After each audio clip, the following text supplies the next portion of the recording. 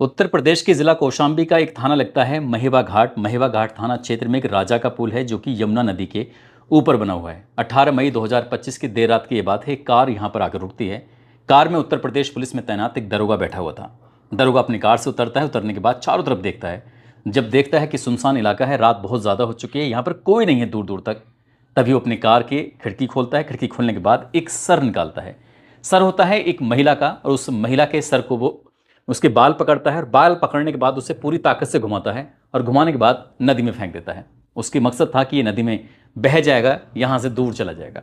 अब उसके बाद फिर दोबारा से खिड़की खोलता है। खिड़की खोलने के बाद नग्न अवस्था में एक लड़की की लाश थी उसमें। उस लड़की की लाश को बाहर निकलता है, और बाहर निकालने के बाद अब उस लाश को फेंकने का नंबर था। क्योंकि सर तो हल्का था, इसलिए उसने पहले सर को फेंक दिया, और बाकी जो हिस्सा बचा हुआ था वो भारी था। आखिरकार उसमें इतनी ताकत नहीं थी कि उसे उठाकर यूं ही उसे फेंक देता। उसने कोशिश की, उसको उठाया। उठाने के बाद अब जैसे वो फेंकने की कोशिश कर रहा था, इसी बीच में एक कार और निकल के गुजरती है। जैसे कार गुजरती है, उस कार की जो लाइट थी दरोगा पर, उस लाश पर पड़ जाती है। और जैसे उस लाश पर और दरोगा पर जो लाइट पड़ती है, तब दरोगा घबरा जाता है, डर जाता है। सोचने पर मजबूर हो जाता है कि उसे लगता है कि जो कार में बैठे हुए थे ज़रूर उन्होंने देखा होगा, क्योंकि चोर के जो पाँव होते हैं वो बहुत कमज़ोर होते हैं।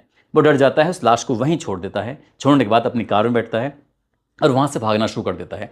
बार बार पीछे देख रहा था, कभी साइड के मिरर में देख रहा है, कभी इस साइड के मिरर में देख रहा है, कभी वो सामने वाले मिरर में देख रहा है। देख देख के ये देखने की कोशिश कर रहा था कहीं ऐसा तो नहीं है वो कार उनका पीछा तो नहीं कर रही है। वो भागता रहता है, लेकिन पकड़ा जाता है। जब पकड़ा जाता है तो इस घटना को लगभग 10 साल बीत जाते हैं, और तारीख आती है 24 सितंबर 2025। फिर वहाँ मामला अदालत पहुँच जाता है, और अदालत ये कहती है कि ये कितना ही भाग ले, इसको तब तक सलाखों के पीछे रखो जब तक कि इसके प्राण ना निकल जाएं। यानी कि ये मरकर ही अब जेल से बाहर निकल सकता है, इससे पहले नहीं। आज की इस कहानी के माध्यम से यही जानने की, यही समझने की कोशिश करते हैं कि वो दरोगा कौन था, साथ ही वो लड़की कौन थी जिसकी लाश को फेंका जा रहा था। लाश का बाकी हिस्सा तो मिल जाता है, लेकिन सर आज तक भी नहीं मिल पाया है, भले ही चाहे 10 साल हो गए। आदाब, नमस्कार, सत श्री अकाल। मैं उस्मान सैफी। आज की जो सच्ची घटना मैं आपको सुनाने जा रहा हूँ, ये सच्ची घटना है उत्तर प्रदेश के ज़िला कानपुर का। एक थाना लगता है नज़ीराबाद, और नज़ीराबाद थाना क्षेत्र में एक चौकी लगती है गुमटी नंबर 5, ये चौकी का नाम है। दरअसल यहाँ पर एक मशहूर होटल है, और मशहूर होटल में काम करने वाली एक ईशा नाम की लड़की होती है, जो यहाँ पर रिसेप्शनिस्ट का काम करती है। वो जैसे ही अपने घर की तरफ जा रही है, थोड़ा अंधेरा सा हो चुका था। इसका जो लड़की का घर लगता है वो कानपुर का ही एक थाना लगता है काका देव, और काका देव थाना क्षेत्र का नवीन नगर है, और नवीन नगर में एल ब्लॉक में इस लड़की का घर होता है। जैसे ही लड़की चौकी गुमटी नंबर 5 की तरफ से गुजर रही थी, उसके सर्किल, उसके एरिया से गुजर रही थी, इस लड़की के पास से 2 लड़के आते हैं, और लड़के आने के बाद इसका पर्स छीनते हैं और वो पूरी ताकत से भाग लेते हैं। हालांकि उस लड़की ने खूब चीखने चिल्लाने की कोशिश की, लेकिन उसकी चीखों की आवाज़ बाकी लोगों तक नहीं पहुंची, क्योंकि बाकी लोग निकल के घरों में से आए नहीं, और चोर आसानी से भाग जाते हैं। लड़की परेशान हो जाती है, रोने लगती है। अब रोते रोते वो सोचती कि करूं तो क्या करूं, कि पर्स के अंदर ज़रूरी कागजात भी थे, पर्स के अंदर ही उसका मोबाइल भी था, और पर्स के अंदर पैसे भी थे। घर कैसे जाएगी, यही सोच रही थी। लेकिन तभी उस लड़के के दिमाग में आता है कि एक काम करते हैं, नज़दीकी पुलिस स्टेशन चलते हैं। आसपास के लोगों ने कहा, मैडम आप बिल्कुल परेशान मत हो, ये गुमटी नंबर 5 चौकी है ना, बिल्कुल बिल्कुल पास में ही है, आपको वहाँ जाना चाहिए, और वहाँ जाने के बाद अपनी शिकायत दर्ज करानी चाहिए, ताकि जो भी इसमें चोर होंगे वो पकड़े जा सकें। लड़की की बात समझ में आ जाती है। ईशा यहाँ से नज़दीकी पुलिस स्टेशन पहुँच जाती है। वहाँ जाने के बाद दरोगा साहब से मुलाकात करती है, जो चौकी के इंचार्ज होते हैं। नाम उनका ज्ञानेंद्र सिंह होता है। दरोगा जी से बात करती है, कहती है कि साहब 2 चोर आते हैं, मेरा पर्स छीना और यहाँ से चले गए, उसमें ज़रूरी कागजात रखे हैं, मेरा मोबाइल रखा हुआ है, और कुछ पैसे थे, आप इस देख लीजिए। अब उस लड़की ने जैसी बात कही है, लड़की ने ये बात करने के बाद दरोगा जी ने पूछा कि आपका नाम क्या है। लड़की ने कहा, मेरा नाम ईशा सचान है, और दरअसल उसके पिताजी इंजीनियर्स थे, तो साथ ही उसने पूरे अपने घर की जानकारी दी। और उनका बिल्कुल परेशान होने की ज़रूरत नहीं है, मुझ पर भरोसा रखो, मैं तुम्हारा पर्स हर हाल में किसी भी कीमत पर ढूंढ के लेके आऊँगा। दरोगा ने जब उस लड़की को तसल्ली दी, और तसल्ली न केवल दी बल्कि उस लड़की को घर तक भी छुड़वाया कि आप बिल्कुल परेशान मत होइए, और फिर आके मुझसे मिलना, मैं अपनी तरफ से जाँच करता हूँ। लड़की को थोड़ी तसल्ली हो जाती है, और तसल्ली होने के बाद दरोगा जी ने अपनी पूरी जान, पूरी ताकत लगा दी उन दोनों चोरों को ढूंढने के लिए। आखिरकार वो दोनों चोर हैं कौन। हालांकि पुलिस ने उन्हें एफआईआर दर्ज नहीं की थी, और दरोगा ने ये कहा कि आप एफआईआर दर्ज मत कराइए, लेकिन मैं तुम्हारे इन चोरों को जरूर पकड़ दूंगा। आखिरकार दरोगा जी लग गए अपने काम में। 11 अप्रैल 2015 को एफआईआर दर्ज कर ली जाती है, और एकदम जादू से प्रकट हो जाते हैं दोनों चोर। एक चोर का नाम होता है ज्ञान प्रकाश, और दूसरे चोर का नाम होता है छोटू यादव। दरअसल इनके पास ही मोबाइल पाया गया था और यही असली चोर भी थे। अब ये बात जब लड़की की सुनती है तो लड़की बड़ी खुश होती है, सारा सामान उसको मिल जाता है। वो इतना खुश होती है कि दरोगा जी को थैंक यू बोलती है। दरोगा जी इसलिए भी खुश थे क्योंकि दोनों की जो कम्युनिटी थी, दोनों की कास्ट जो थी वो एक ही थी। दरोगा जी भी कहीं ना कहीं उन लड़की को देखकर खुश हो जाते हैं और बीच बीच में लड़की से लगातार संपर्क भी कर रहे थे। कभी उसके होटल भी चले जाया करते थे जहाँ वो रिसेप्शन का काम कर रही है, और जब दोस्ती थोड़ी अच्छी सी हो जाती है तो दरोगा साहब उस लड़की के घर भी चले जाते थे। दोनों की दोस्ती थोड़ी गहरी हो जाती है। दोस्ती गहरी हो जाती है, लड़की ने अपने परिवार वालों से की और दरोगा जी ने अपने घर वालों से बात की। आखिरकार यहाँ से दोस्ती दोस्ती प्यार, प्यार के बाद ये फैसला करते हैं कि क्यों ना हम दोनों शादी कर लें तो कैसा रहेगा। इसलिए शादी की बात आती है, घर परिवार वालों से बातचीत की है और बातचीत होने के बाद आखिरकार 10 मार्च 2013 को दोनों की शादी होती है। हिंदू रीति रिवाज के हिसाब से धूमधाम से शादी होती है। लड़की के परिवार के सभी लोग शामिल होते हैं, लड़के के परिवार के लोग भी सब शामिल होते हैं और एक साल कैसे बीत जाता है पता ही नहीं चलता, क्योंकि खुशियों का ये दौर था। एक साल जैसे होता है, एक साल के बाद एक बेटी पैदा होती है। उस बेटी का नाम रखा जाता है सनाया। सनाया नाम रखा जाता है और सब कुछ जिंदगी में ठीक ठाक चल रहा था, बेहतरीन चल रहा था। अचानक ही इस लड़की के पास एक खबर पहुंचती है। खबर कुछ इस तरह से थी कि क्या ईशा आप बात कर रही हैं? वो कहती है हाँ मैं ईशा बात कर रही हूँ। वो कहा जाता है कि देखो ईशा, अगर जो भी है तुम अपने स्तर से पता कर लेना, लेकिन एक जानकारी मैं आपको देना चाहता हूँ, ये देना चाहती हूँ। दरोगा जी के नाम ज्ञानेंद्र सिंह है, जो कि मूल रूप से चित्रकूट के एक गांव लगता है छिविलाहा, वहां के रहने वाले हैं और मैंने इनके बारे में पूरी तरह से पता कर लिया है। दरअसल ये शादीशुदा हैं और इनको 2 बच्चे भी हैं और इनकी जो पत्नी का नाम है वो नीलम नाम है, जो कि मध्य प्रदेश के सतना की रहने वाली है। जब इस तरह की इन्फॉर्मेशन मिली तो शुरुआत में तो ऐसा लगा कि ये झूठ बोला जा रहा है, लेकिन ईशा सचान ने अपनी तरफ से पूरी जानकारी जुटाने की कोशिश की और जब पता लगाया तो बाकी सचमुच ये पता चलता है कि दरोगा साहब तो पहले से ही शादीशुदा हैं, इनको 2 बच्चे भी हैं और यहाँ पर उनकी एक बेटी भी पैदा हो गई है। अब लड़की क्या करे क्या ना करे ये समझ नहीं आ रहा था उसको। तभी लड़की ने इतना गुस्सा करती है। अब गुस्सा करने का मतलब था कि दोनों में लड़ाई झगड़ा हो जाता है। हालांकि दरोगा साहब ने समझाने की तमाम कोशिशें की, लेकिन जो कोशिशें थी वो नाकामयाब हो जाती हैं, इसलिए क्योंकि उन्होंने धोखा देकर ये शादी जो की थी। अब बेटी का जो नाम था सनाया, उन्होंने कहा कि इसका जन्म प्रमाण पत्र बनवा दीजिए। जब बात जन्म प्रमाण पत्र बनवाने की आती है तब उस लड़की के पिता का नाम तो ज्ञानेंद्र सिंह ही लिखा जाता है, लेकिन जब बात माँ के नाम की आती है तो माँ का नाम ईशा सचान ना लिखकर नीलम लिखवाने की कोशिश की जा रही थी और यही बात ईशा को बहुत ज़्यादा परेशान करने लगती है और इस बात पर इनमें दोनों में और ज़्यादा कहासुनी होती है। अब झगड़े की कोई वजह नहीं थी, यानी कि बेवजह भी झगड़े होने शुरू हो जाते हैं और इतने झगड़े शुरू होते हैं कि दोनों में कहासुनी किसी बात ना किसी बात को लेकर रोज का रोज ये सब चल रहा था। और ऐसे चलते चलते रोज रोज झगड़ा, रोज रोज मारपीट, और मारपीट अब ये दरोगा अपनी पत्नी के साथ कुछ ज़्यादा भी करने लगता है। अप्रैल 2015 की बात है। ईशा नाराज होकर अपने मायके चले जाती है, अपनी माँ को पूरी कहानी बताती है कि उसके साथ ऐसा छल किया गया है, उसने प्यार का नाटक किया, उसे प्रेम जाल में फंसाया। प्रेम जाल में फंसाने के बाद अब कहानी यहाँ तक आ गई है। जब बेटी अपनी माँ के घर पहुँच जाती है तो घर वालों को बड़ा आश्चर्य हो रहा था, अब करें तो क्या करें, क्योंकि कहानी बहुत ज़्यादा आगे बढ़ चुकी थी। वो खुद परेशान थे। आखिरकार लड़की अपने घर थी। अब अगला महीना यानी कि मार्च अप्रैल मई का महीना आ जाता है और ये तारीख रही होगी लगभग 17 मई 2015 की। आखिरकार घर का एक रिश्तेदार, एक जिम्मेदार आदमी ने इस लड़की को, ईशा को और साथ ही ज्ञानेंद्र सिंह जो दरोगा होता है, उन दोनों को आसपास बिठाया। आसपास बिठाने के बाद उन्हें पूरा तरीके से समझाने की कोशिश की और कहा कि ज़िंदगी को अब इसे निभाने की कोशिश करना है। जब तक तुम्हें ये नहीं पता था कि शादीशुदा नहीं है तब तक तो तुम्हारी ज़िंदगी ठीक चल रही थी और इन्होंने इस रिश्ते को निभाने की तमाम कोशिशें भी की। जब ये बात कही जाती तो आखिरकार उस लड़की के दिमाग में बात आ जाती है और जैसे लड़की की बात दिमाग में आती है दरोगा जी भी खुश हो जाते हैं और ये कहा जाता है कि लड़की को अपने लेके आ जाना, लेकिन ज़्यादा परेशान मत करना, मारपीट मत करना।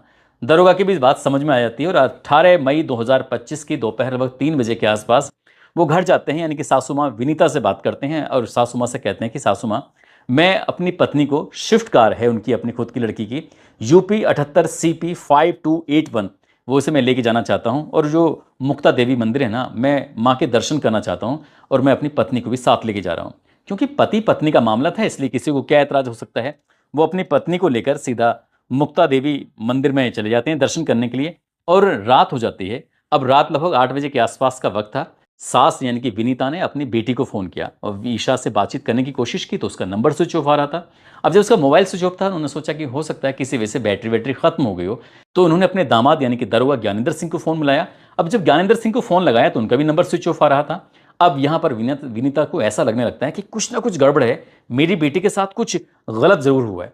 वो दौड़ते हुए अपने बेटे को लेकर काका देव थाने पहुंच जाती हैं और जाकर कहती हैं कि साहब, मेरी बेटी दामाद के साथ दोपहर 3 बजे निकली थी, रात 8 बजे मैंने फ़ोन करने की कोशिश की, लेकिन उनका नंबर स्विच ऑफ आ रहा है, आप मदद कर दीजिए, आप इसमें देख लीजिए। पुलिस वालों ने पूरी बात सुनी। बात सुनने के बाद कहा कि मियाँ और बीबी का मामला है, स्विच ऑफ हो गया तो तुम इतना परेशान क्यों हो रही हो, जाओ घर जाओ, आराम से जाकर सोना। माँ को इस तरह से समझाकर जब उसने ज़्यादा कुछ कहने की कोशिश की तो डांट डपट के उन्होंने भगा दिया कि जाओ यहाँ से काम करो। जैसा पुलिस का अमूमन कई बार रवैया हो जाता है, तो यहाँ भी रवैया कुछ ज़्यादा अच्छा नहीं था। इसके बाद वो महिला चली जाती है, परेशान होती है और रात भर अपनी बेटी का इंतजार कर रही थी कि कब उसका जो फ़ोन था वो ऑन होगा और कब अपनी बेटी से बात करेगी। रात भर में जितनी बार भी माँ की आंख खुलती है अपनी बेटी से बात करने के लिए, तमाम बार उसने मोबाइल फ़ोन लगाया, लेकिन वो कामयाबी नहीं मिल रही थी। अगला दिन निकलता है। अगला दिन निकलने के बाद, क्योंकि उसे पता था कि काका देव थाने वाले तो उसकी बात सुनने वाले हैं नहीं, वो बड़े अधिकारी यानी कि एसपी के पास जाती है और जाकर कहती है कि साहब देखो, मेरी बेटी इस तरह से गायब हो गई है, उसका नंबर स्विच ऑफ आ रहा है, अगर मैं अपने दामाद को फ़ोन करती हूँ तो उनका भी नंबर स्विच ऑफ आ रहा है, मेरी बेटी के साथ कुछ ना कुछ गड़बड़ हुई है, आप देख लीजिए। अब ये एसपी ने बात सुनी। एसपी ने 19 मई 2015 को आदेश कर दिया। आखिरकार इसके बावजूद भी रात 9:45 के आसपास काका देव थाने के अंदर एफआईआर दर्ज कर ली जाती है, लेकिन पुलिस उतनी शिद्दत, उतनी ईमानदारी से उस लड़की को यानी कि ईशा को ढूंढने की कोशिश नहीं कर रही थी और ना ही उस दरोगा को ढूंढने की कोशिश कर रही थी। आखिरकार घर वाले भी अपनी तरफ से तमाम कोशिशें कर रहे थे, इधर से उधर बात करने की कोशिश कर रहे थे, लेकिन इसी बीच में एक फ़ोन आता है कि उसने भागकर किसी से शादी कर लिया और वो वहाँ रहना नहीं चाहती, इसलिए आप परेशान ना हो बिल्कुल भी। इस तरह की कहानी रची गई। अब कहीं ना कहीं घर वालों को भी थोड़ी टेंशन हो रही थी, परेशानी हो रही थी। इसी बीच में 21 मई 2015 की ये बात है, लंदन में बैठे एक व्यक्ति जिनका नाम मनोज सिंह होता है। मनोज सिंह की आदत थी कि अपने यहाँ के इलाके के अखबारों को देखना, यानी खासकर वो अमर उजाला अखबार को देख रहे थे और अमर उजाला की इंटरनेट पर खबर पढ़ रहे थे। और खबर पढ़ते पढ़ते इसी बीच में एक खबर उनके सामने टकरा जाती है। खबर में कुछ देखते हैं कि एक जिला कौशाम्बी है जो यहाँ से यानी कि इस घटना स्थल से 167 किलोमीटर दूर है। दरअसल वहाँ पर एक लाश मिली है। लाश जो मिली है उसकी गर्दन, जिनकी सर तो है नहीं, बाकी पूरा हिस्सा है, नग्न हालत में है।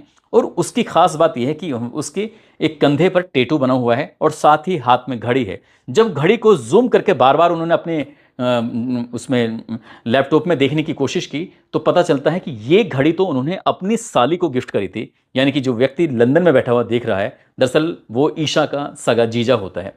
उन्होंने देखा कि ये होना हो उनकी ही साली है, तभी वो अपनी सास विनीता को मैसेज करते हैं, फ़ोन करते हैं, बातचीत करते हैं और कहते हैं कि तुम्हें यहाँ से लगभग 167 किलोमीटर दूर कौशाम्बी जाना चाहिए और कौशाम्बी में जाकर ये पता करना चाहिए कि ये महेवा घाट थाना क्षेत्र में जो राजापुर पुल है उसके पास में जो लाश मिली है वो लाश आखिरकार किसकी है। अब यहाँ से घर वाले यानी कि जो विनीता है, उसका बेटा और बाकी परिवार के कुछ लोग जाते हैं और कौशाम्बी ज़िले में जाने के बाद पुलिस वालों से बातचीत करते हैं।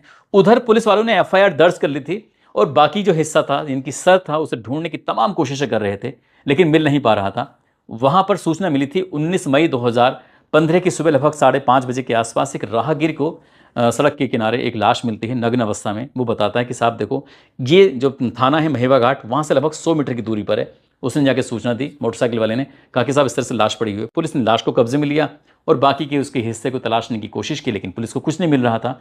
पुलिस को मिला था तो उसके कंधे पर एक टैटू मिला था, हाथ में एक घड़ी मिली थी, हाथ में एक पट्टी बांधी हुई थी और पट्टी होने के साथ साथ उसके शरीर पर कई अलग अलग हिस्सों में कुछ गहने भी उसने पहने हुए थे जो सुरक्षित थे। यानी कि इसे साफ पता चल रहा था कि लूटपाट के नहीं बल्कि या तो कोई बहुत ज़्यादा दुश्मनी मानने वाला है, उसने इस बात की हत्या की है। लेकिन कौन है कौन नहीं है, लड़की कौन है, इसकी शनाख्त करने की कोशिश कर रहे थे। इसी बीच में विनीता 167 किलोमीटर दूर से चलकर थाने पहुंच जाती है, जाकर बातचीत करती है। कहाँ कि मोर्चरी के अंदर लाश रखी हुई है, आपको देखना चाहिए। घड़ी से पहचान कर ली जाती है मेरी बेटी की, कंधे पे बने टैटू से पहचान कर ली जाती है कि बेटी की है, गहनों से पहचान कर ली जाती है और साथ ही हाथ में जो उसके पट्टी बंधी हुई थी, जो चोट लगी हुई थी, उससे पहचान कर ली जाती है। अब आखिरकार पुलिस के पास जाया जाता है, पुलिस को पूरी कहानी बताई जाती है कि मेरे दामाद की ही इसमें कुछ ना कुछ हरकत है। जो दरोगा है उस वक्त में उसकी तैनाती थी, बताया जाता है प्रतापगढ़ में, और प्रतापगढ़ में तैनाती होने के बाद आखिरकार पुलिस ने उसको ढूंढने की कोशिश करना शुरू कर दिया, लेकिन पुलिस के दरोगा हाथ ही नहीं लग रहा था। चुपके से उस दरोगा ने किसी वकील से संपर्क किया और वकील से संपर्क करने के बाद 8 जून 2015 को उसने कहा कि मैं कोर्ट में सरेंडर करना चाहता हूं। जैसे ही ये बात और वकीलों को पता चलती है, दूसरे अन्य वकीलों में बात फैल जाती है कि एक दरोगा है जिसकी पोस्टिंग वहां है, कानपुर में रहने वाली एक लड़की से प्यार का नाटक किया, उसे जाल में फंसाया, शादी की और पहले से ही शादीशुदा होता है। ये कहानी पूरे कानपुर के अलग अलग इलाकों में फैल जाती है और बहुत तेजी के साथ ये मामला वायरल भी हो रहा था, उस वक्त अखबारों में प्रकाशित भी हो रहा था, छप रहा था। और वकीलों ने उस दरोगा को पकड़ा और पकड़ने के बाद उसको पीटना शुरू किया है। तो इतना पीटा कि उसके तन पर सिर्फ अंडरवियर बचा था, बाकी कोई हिस्सा उसका जो था वो सही नहीं था। यानी कि पिटाई उसकी खूब होती है। और जो पुलिस वाले साथ में आए थे उनको भी काफ़ी उनकी पिटाई हो जाती है। जब वकील पीट रहे थे तो वो देखते क्या कि कौन असली आरोपी है, कौन बचाने वाला है। उसने पीटना शुरू कर देते हैं, तभी उन पुलिस वालों ने उसके हाथ पकड़े और पकड़ने के बाद भागते चले जाते हैं। डीएम की जो ऑफिस होता है इसके ठीक सामने एक गाड़ी खड़ी हुई थी। गाड़ी खड़े होने के बाद उन्होंने कहा कि आप इसमें गाड़ी में बैठ जाओ, नहीं तो ये वकील मार मार के हवाई जहाज बना देंगे। कुछ इस तरह की बातें थी। उसके बाद फिर दरोगा जी को लेके वहाँ से जाते हैं और मामला फिर ये अदालत में पहुंच जाता है। इसकी जांच पड़ताल की जाती है और जांच पड़ताल करने के बाद ये पता चलता है कि दरअसल दरोगा अपनी पत्नी को लेकर इतना परेशान हो चुका था कि रोज़ रोज़ घर में कलेश होने लगा था। और जब दूसरी शादी के बारे में उसे पता चल गया था, इस बात को लेकर वो परेशान था। उसने प्लानिंग कर लिया कि इसको किसी भी कीमत में छोड़ना नहीं है। अपनी पत्नी को धोखे से मंदिर जाने के बहाने उसे लेके आता है और ले जाने के बाद उसी रात उसका तार से गला घोंटकर हत्या कर देता है और सर्जिकल ब्लेड की मदद से उसके गले को तब तक काटने की कोशिश करता है जब तक यह सर धड़ से बिल्कुल अलग नहीं हो जाता। यहाँ से लगभग 167 किलोमीटर दूर वो उसे लेके जाता है और वहाँ ले जाने के बाद जिला कौशाम्बी के एक महिवा घाट में एक राजापुर पुल होता है, वहाँ पर जो यमुना नदी होती है, यमुना नदी में अच्छा खासा पानी भी था। उसने मौका पाते ही उसे उसमें फेंक देता है और फेंकने के बाद धड़ को फेंकने की कोशिश कर रहा था। वो बताता है कि एक कार की लाइट पड़ती, उसे ऐसा लगा कि शायद ये कार वाले ने उसको देख लिया है, लेकिन कार वाले ने उसको देखा नहीं था। देखता तो वो पुलिस को हाथों हाथ फ़ोन कर देता। अगले दिन सुबह को कोई मोटरसाइकिल वाला जो राहगीर था वो फ़ोन नहीं करता। पुलिस ने इस मामले में पूरी चार्जशीट लगाती है। चार्जशीट लगाने के बाद अब ये व्यक्ति तो यानी कि दरोगा तो पकड़ा गया था, उसे जेल भेजा जाता है और इस मामले की लगातार अदालत में सुनवाई पर सुनवाई हो रही थी। और दरोगा को पूरा भरोसा था, यकीन था, क्योंकि पुलिस ने ये बताया जाता है कि उसकी इतनी मदद करी थी कि ये केस ज़्यादा दिन तक टिक ही नहीं पाएगा। इसमें और कई लोगों को आरोपी बनाया गया था, लेकिन उनके खिलाफ पर्याप्त सबूत नहीं मिल पाते हैं। 5 ऐसे आरोपी थे, इसलिए अदालत ने उनको सबूतों के अभाव में छोड़ दिया। लेकिन ज्ञानेंद्र सिंह ने अपनी कोशिश की, खुद अदालत में वकील के भेष में भी आते थे और लड़ने की कोशिश की। अपने पूरे कई पन्नों की जो चार्जशीट लगी हुई थी उसमें से कुछ हिस्सों के उन्होंने खुद से चैलेंज किया। लेकिन जज साहब ने जो पूरी कहानी को सुना, कहानी सुनने के बाद और जो वकील ने जिरह की है और एक एक सबूत को बड़े ढंग से तरतीब के साथ रखा, तो फिर अदालत यानी कि न्यायालय अपर सत्र न्यायाधीश होती हैं शुचि श्रीवास्तव, 24 सितंबर 2025 को उन्होंने कहा कि इस व्यक्ति को आजीवन कारावास की सजा सुनाई जाती है और 50,000 रुपये जुर्माने का भी इन पर दंड रखा जाता है। जब ये खबर अखबारों में प्रकाशित होती है तो 10 साल पुराने इस घटनाक्रम की पूरी लोगों को याद आ जाती है कि 10 साल पहले किस ऐसे दरोगा ने किस तरह से प्यार का नाटक किया, किस तरह से एक हत्याकांड को अंजाम दिया था। दरअसल ये उस दौर का बहुत चर्चित घटनाओं में से एक घटना थी।